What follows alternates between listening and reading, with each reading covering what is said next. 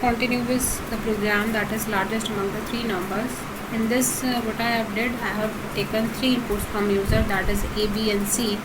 Then I'll put a if condition between two conditions.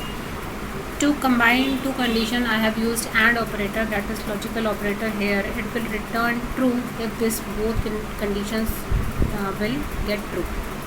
So if A is greater than B and A is greater than C, if both condition gives the result true, then this particular condition, this particular statement is executed. Otherwise, elif means that another if you want in this program, you want to check it for B. If B is greater and B is greater than C, that means you will get the answer B is greater. If above conditions like this if and this if part is not executed or get false, then you will get the answer is C is greater. Let me show you. If you want to enter three values, and simply now it will give you the value B is greater as it is the largest value. Okay, so now nested if, move to nested if. What nested if is? In this case of nested if, you can use multiple ifs, multiple elifs, multiple else. So it is the part of nested if. See what I have written here. I have entered a number from user, enter any number, and I check if that particular number is less than 15.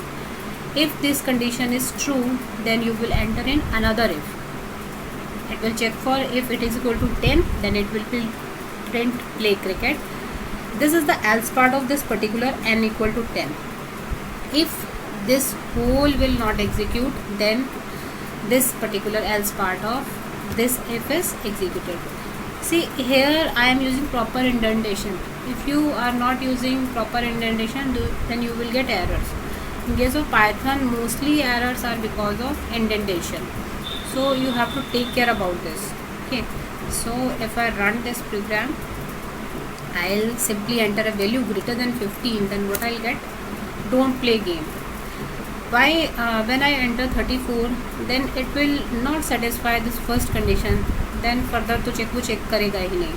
So जब यहीं पर false हो गया, that means इसका जो else part है वो execute हो जाएगा. Okay. So nested if का concept जो है basically ये मैंने यहाँ बाहर एक diagram भी समझाया है कि एक ही program में if you want to use multiple ifs, multiple elifs, else statements, then you can prefer nested if programs.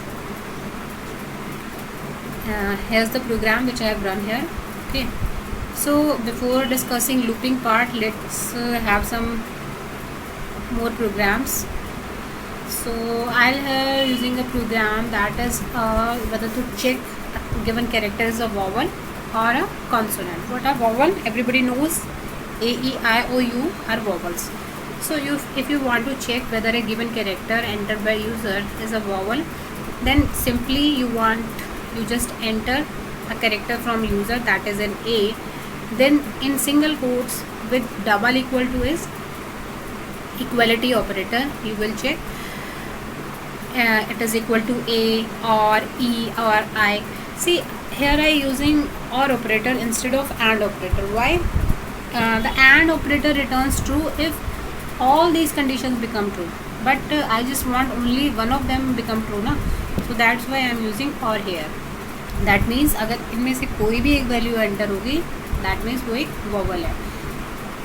And means तो क्या होगा कि ए ई आई ओ यू सब इकट्ठा ही होना चाहिए, तो that is not possible, that is not a vowel.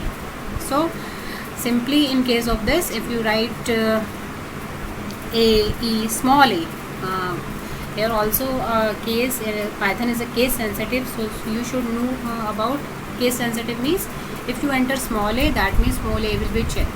So in this program, if I write capital A as an input, then it will the result will be it is a consonant. Let me show you. First I'll write small a, it's showing given character is a vowel, and when I write capital A,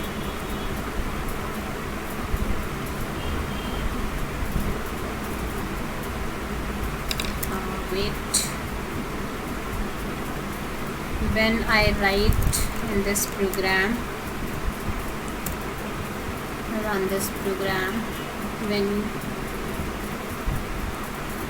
when you enter capital A, you will get given character is a consonant. So if in case if you want that you should check for capital letters also, vowels and capital letters, then you have to specify conditions here with the help of OR operator. Okay, so another example is also about if you enter any number, it will give you, if value is greater than a, then it will print the value of cube, otherwise it will print the value of square. Okay, so here it is all about conditional statements. So I'll move to our next session, that is looping.